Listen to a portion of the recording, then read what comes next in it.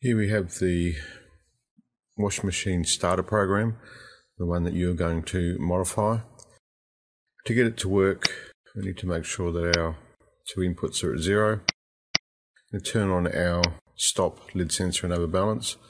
And down here you can see that the weight variable is on. This is the variable which switches off outputs when there's an overbalance or lid sensor. So I need to lift the lid, close the lid. And now that's ready to start, hold the start button for 3 seconds. And we're going to jump into the fill cycle.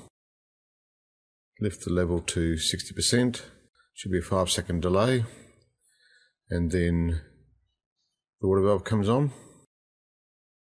Fill to 100%, and now the heater starts. Once you get to at least 60%, the agitate cycle starts, and as you can see, the agitator cycle isn't working to specifications, and you're going to need to change that so that it does work to the specifications. So now the soak cycle has started.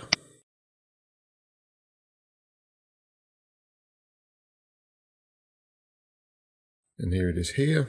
And when the soak cycle is finished, it should do the spin cycle, but unfortunately the spin cycle isn't there. You're going to add that in, and then the finish cycle starts. Once it's finished, it will shut off the cycle and be ready to start again. So cycle has shut off, and I can now bring those levels back down. Went a bit too high.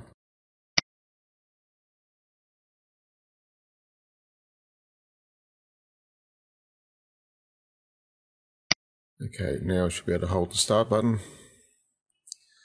and the machine starts again. If we have a look in the fill cycle, you'll see that the weight variable is there to turn off any input should there be a lid sensor or an overbalance. So if I lift the lid, close the lid, the water valve goes off. If I have an overbalance, take the overbalance off, lift the lid, close the lid to reset it. So all outputs that we have in our program need to be able to switch off.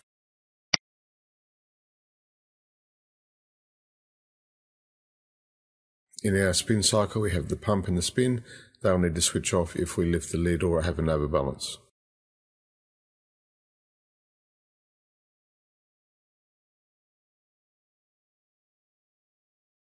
So if you look at our program here, this is the main program. Here's our start-stop circuit at the top with the finish fin. That's when the finish is finished.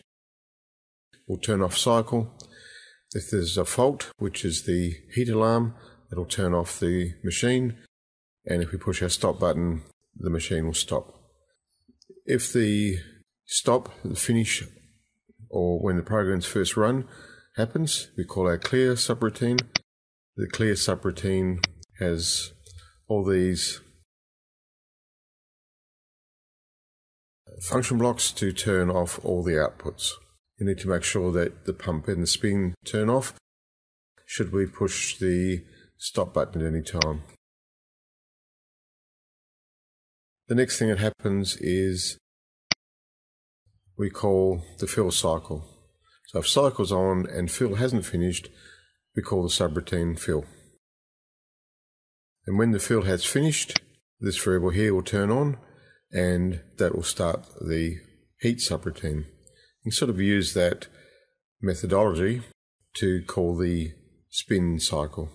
Here's our temperature alarm. So if the temperature goes above 7,000 or 70% or 70 degrees, our alarm will come on for 10 seconds and the fault will shut off the machine. This section here, once the heat is finished and as long as the agitate hasn't finished, we're calling the agitate cycle. This section of the program here is the 20-second delay for the soak, and after that should come the spin. After that is the finished, where the finish light will come on for 10 seconds, and when it's finished, finish variable will come on and the machine will shut down. So also if I push the stop button, the machine will start again if we want it to. Now these stop button, lid sensor and the overbalance are normally closed so that the switches that connect into it are normally closed, so we have a fail-safe situation. So remembering when you first start this program, we need to turn those on to set up the condition of a normally closed input. However, our overbalance has come on, so our weight variable is on. I need to lift the lid, close the lid, and the machine will start.